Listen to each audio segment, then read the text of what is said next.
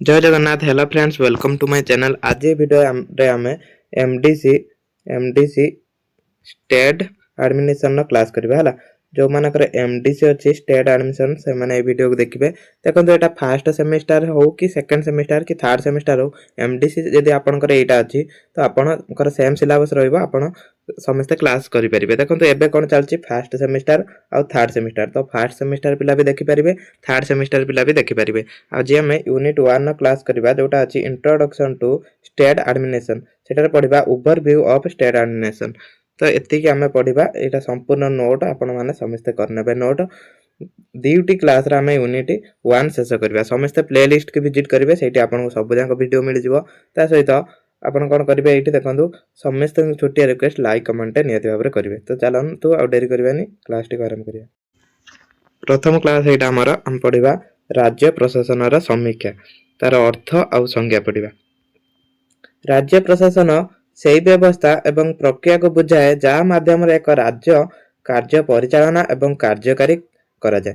देखो गोटे राज्य को कौन तार प्रशासनिक जो आईन कानून नहीं कि चला जाए, से कहला राज्य प्रशासन को से व्यवस्था एवं प्रक्रिया को बुझाए जहाँ माध्यम राज्य परिचालित होता है।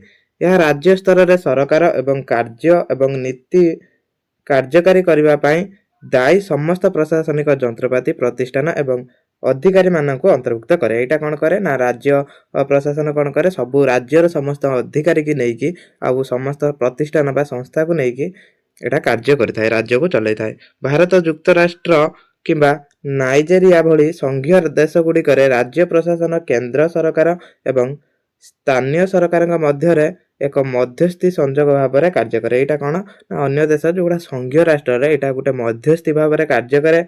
यह राज्य एवं केंद्रीय आईन कार्यकारी करिबा, आईन श्रृंखला बजाय रखिबा, विकास सुनिश्चित करिबा एवं नागरिकों को अत्यावश्यक सेवा प्रदान करिबा पई दायी। ए सब कोन करे ना, आईन श्रृंखला बजाय रखे, ता सहित विकास भी करिथाय, नागरिक मानक अत्यावश्यक सेवा जोड़ा जरूरीकालीन सेवा भी जुगे दिथाय।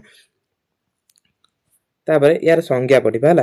ए संज्ञा व्हाइट कौन संज्ञा देइछन, प्रशासन होउची संगठन लक्ष्य हासिल करिया पई अन्य मानक सहित एवं सेमानक माध्यम रे काम करिवार प्रक्रिया। एटा व्हाइट कहिसंती।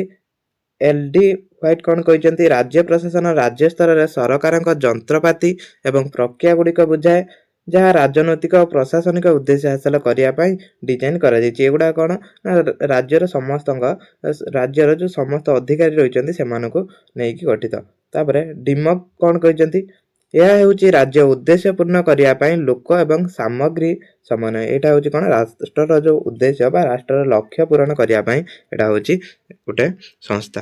तेणु राज्य प्रशासन होउची राज्य सरकारक कार्यकारी शाखा जहाँ राज्य विधानसभा एवं कार्यपालिका द्वारा प्रस्तुत नीति गुड़िक कार्यकारी सुनिश्चित करे। ये सब कौन करे, राज्यर प्रशासनिक हेउथुबा सरकार कार्य शाखा गुड़िक एगुड़ाक कार्यपालिका ये सब कौन करे ना, कार्यकारिता को सुनिश्चित करे, माने कार्य करैताय।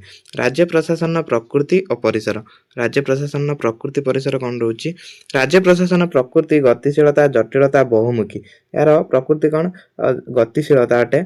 यह नीति गठन एवं नीति कार्यान्वयर सहित जड़ित। एटा कौन, नीति गठन करता है, ता सहित से नीति गुड़िक मध्य कार्य करता है। यह परिसर व्यापक एवं एथिरे नागरिकଙ୍କ जीवन रे प्राय प्रत्येक दिग अंतर्भुक्त।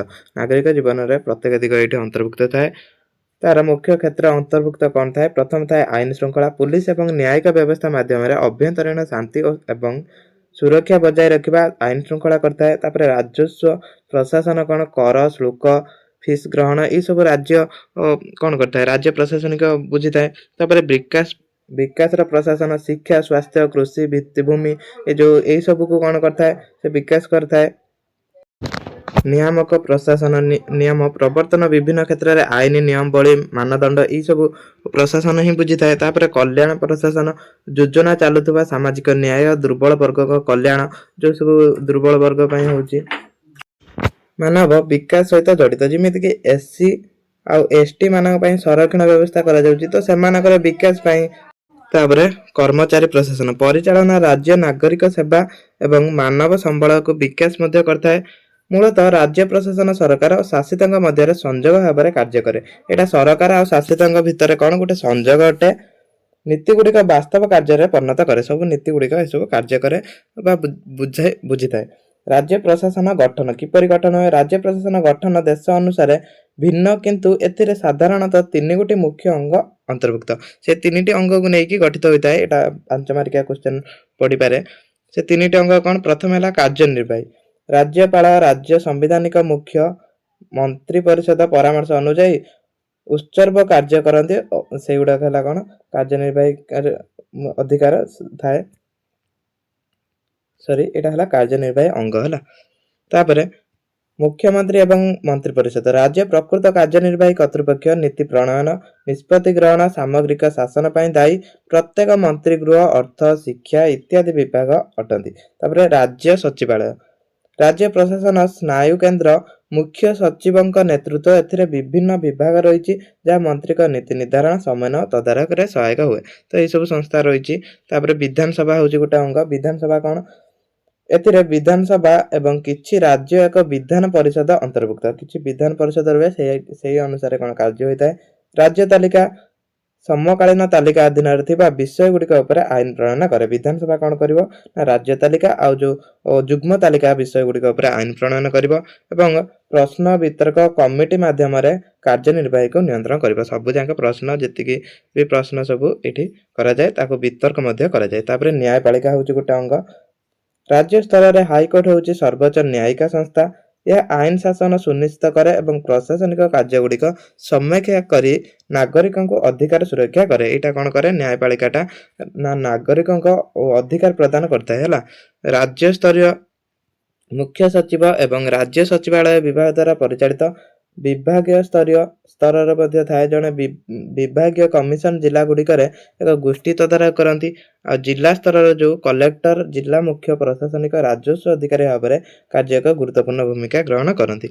आउ देखो स्थानीय स्तर में किए पंचायत राज अनुष्ठान एवं पौरपालिका स्थानीय स्वायत्त शासन सेवा सुनिश्चित करती।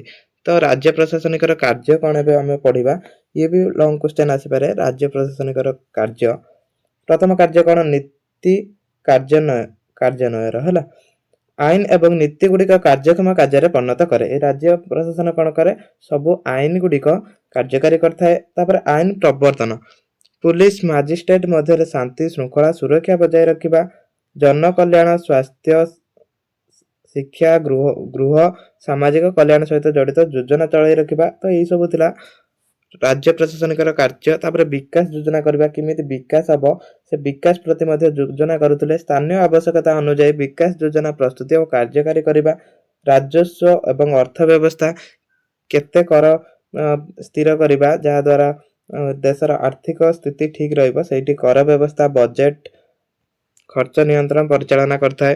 तापर विपर्यय परिचालना प्राकृतिक विपर्यय समय रिलीफ आ पुनर्वास प्रयास समन्वय करता है। विपर्यय जमिति भूमिकंप है बात्या है से समय तापर नियामक भूमिका शिल्प परिवेश श्रम भली क्षेत्र में राज्य आईन अनुपालन सुनिश्चित करे। तो यही सब थिला राज्य प्रशासनिक कार्य। राज्य प्रशासनिक आमलातंत्र भूमिका कौन है आम देखा। राज्य प्रशासनिक कार्यतारे आमलातंत्र एक केंद्रीय भूमिका ग्रहण करे।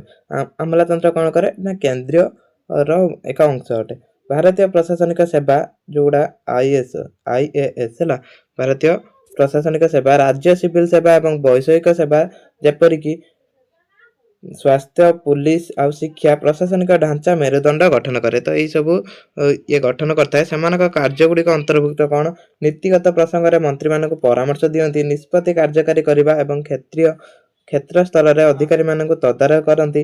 राजनैतिक परिवर्तन सत्वे प्रशासनिक निरंतन बजाय रखा दक्षता निरपेक्षता दायित्व सुनिश्चित करबा। तो यही सब थिला तांकर भूमिका। तापर राज्य प्रशासनिक चैलेंज गुड़िक कौन थाए राजनैतिक हस्तक्षेप राजनेता अत्यधिक प्रभाव प्रशासन निरपेक्षता को प्रभावित करे। तापर दुर्नीति क्षमता अपव्यवहार एवं स्वच्छतार अभाव जनसाधारण को विश्वास रे बाधा दिए।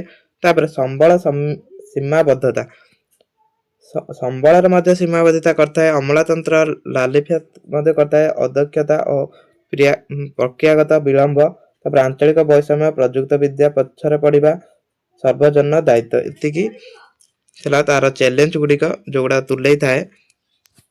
तापर संस्कार एवं आधुनिक धारा संस्कार और आधुनिक धारा कौन रही राज्य प्रशासन दक्षता स्वच्छता एवं ପ୍ରତିକ୍ରିୟାଶୀଳ ବୃଦ୍ଧି କରିବା ପାଇଁ ଅନେକ ସଂସ୍କାର ଆରମ୍ଭ କରାଯାଇଛି। ସେଇ ସଂସ୍କାର ସବୁ କ'ଣ?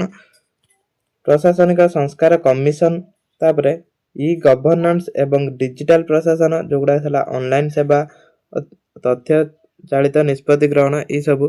ତାପରେ ସ୍ଥାନୀୟ ସରକାରଙ୍କ କ୍ଷମତା ବିକେନ୍ଦ୍ରୀକରଣ, ଯୋଉଟା ରାଜ୍ୟ କେନ୍ଦ୍ରର କ'ଣ ହେଇଛି ବିଭାଗ କରାଯାଇଛି। ସରକାରୀ କର୍ମଚାରୀଙ୍କ ପାଇଁ କାର୍ଯ୍ୟଦକ୍ଷତା ଭିତ୍ତି ମୂଲ୍ୟାଙ୍କନ ପ୍ରଣାଳୀ, ଅଧିକ ଦାୟିତ୍ୱ ପାଇଁ ସୂଚନା ଅଧିକାରୀ, ଯୋଉଟା RTI। ତାପରେ ପ୍ରଶାସନିକ କର୍ମଚାରୀଙ୍କ ପାଇଁ ଦକ୍ଷତା ବିକାଶ ଏବଂ ତାଲିମ। ତ ଏଇସବୁ ଥିଲା ସଂସ୍କାର ଏବଂ ଆନ୍ଦୋଳନର ଧାରା, ଆଧୁନିକ ଧାରା। ତାପରେ ରାଜ୍ୟ ପ୍ରଶାସନର ଗୁରୁତ୍ୱ କ'ଣ ରହୁଛି ହେଲା, ଏଇଟା ଆବଶ୍ୟକ ପଡ଼ିଲେ ବି ଲେଖିପାରିବେ। ପ୍ରଭାବଶାଳୀ ଶାସନ ଓ ଆଇନ ପ୍ରବର୍ତ୍ତନକୁ ସୁନିଶ୍ଚିତ କରିବା, ବିକାଶମୂଳକ ଏବଂ କଲ୍ୟାଣକାରୀ ଯୋଜନାକୁ କାର୍ଯ୍ୟକାରୀ କରିବା, ଏଇଟା ଆବଶ୍ୟକତା ବି ଲେଖିଲେ ଚଳିବ। ସାମାଜିକ ଆର୍ଥିକ ସମାନତା ଓ ନ୍ୟାୟକୁ ପ୍ରୋତ୍ସାହନ କରିବା, ତା ସହିତ କେନ୍ଦ୍ର ସରକାର ଏବଂ ସ୍ଥାନୀୟ ଜନସାଧାରଣ ମଧ୍ୟରେ ଏକ ସେତୁ ଭାବରେ କାର୍ଯ୍ୟ କରେ ଏଇଟା। ତାପରେ ଗଣତାନ୍ତ୍ରିକ ମୂଲ୍ୟବୋଧ ଆଉ ନାଗରିକ କେନ୍ଦ୍ରିକ ଶାସନ ବଜାୟ ରଖେ। ତ ଏଇସବୁ ଥିଲା ଏହାର ଗୁରୁତ୍ୱ। ରାଜ୍ୟ ପ୍ରଶାସନ ହେଉଛି ଉପଜାତୀୟ ସ୍ତରରେ ଶାସନର ଜୀବନରେଖା। ଏଇଟା ହେଉଛି କ'ଣ ନା ଶାସନର ଗୋଟିଏ ଜୀବନରେଖା। ଏହା ରାଜନୈତିକ ଇଚ୍ଛା ଶକ୍ତି ସାଧାରଣ କାର୍ଯ୍ୟରେ ପରିଣତ କରେ ଏବଂ ସରକାରଙ୍କୁ ଲୋକଙ୍କ ନିକଟତର କରେ। ଏଇଟା ସରକାରଙ୍କୁ ଲୋକଙ୍କ ନିକଟତର କରିଥାଏ।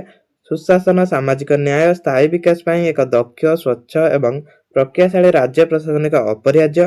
ଏକ ଦ୍ରୁତ ପରିବର୍ତ୍ତନ ସାମାଜିକ ଅର୍ଥନୀତି ଏବଂ ପ୍ରଯୁକ୍ତି ବିଦ୍ୟା ପରିବେଶ ଅନ୍ତର୍ଭୁକ୍ତ। ପ୍ରଭାବଶାଳୀ ସୁଶାସନ ସୁନିଶ୍ଚିତ କରିବା ପାଇଁ ସଂସ୍କାର ବିକେନ୍ଦ୍ରୀକରଣ, ଡିଜିଟାଲ ରୂପାନ୍ତର ମାଧ୍ୟମରେ ରାଜ୍ୟ ପ୍ରଶାସନ ସୁଦୃଢ଼ କରିବା ଏକ ସର୍ବୋଚ୍ଚ ପ୍ରାଥମିକ ହୋଇଥାଏ। ତ ଏତିକି ଆପଣ ନୋଟ୍ କରନ୍ତୁ। ଆଉ ନେକ୍ସଟ ଭିଡ଼ିଓରେ ଆମେ ୟୁନିଟ୍ 1ଟା ଆମେ ଶେଷ କରିଦେବା ହେଲା। ତ ସମସ୍ତେ ରେଗୁଲାର କ୍ଲାସ୍ କରନ୍ତୁ, ଚ୍ୟାନେଲକୁ ସବସ୍କ୍ରାଇବ୍ ମଧ୍ୟ କରିଦିଅନ୍ତୁ।